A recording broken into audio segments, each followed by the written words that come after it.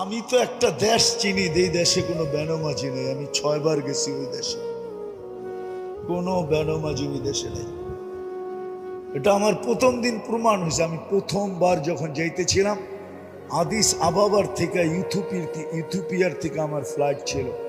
আমার পাশে যিনি বসা ছিল ও প্লেনে পুরা দাঁড়াইতে পারতো না, ছাদে লেগে যেত।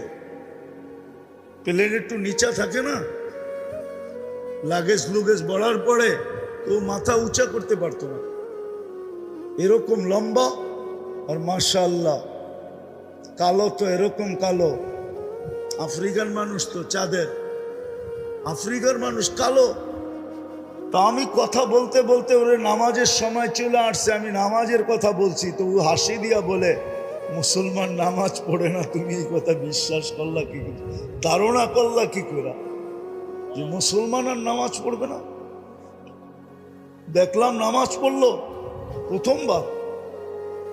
তো আমার দাওয়াত ছিল ওর বাড়িতে, তো নামাজের সময় আমি গেলাম, তো বলল চলো আগে নামাজ পড়ে নি পরে খাবো। তারপর আমি 6 বারে ওদেরকে পরীক্ষা করছি, বিলকুল টপ টু বাটন, প্রেসিডেন্ট থেকে নিয়া, সেনা প্রধান থেকে নিয়া, নিচের আমলা পর্যন্ত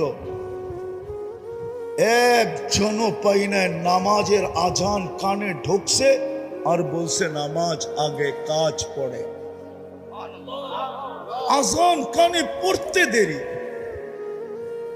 চিৎকার দিয়া উঠা বলে নামাজ আগে কাজ পড়ে,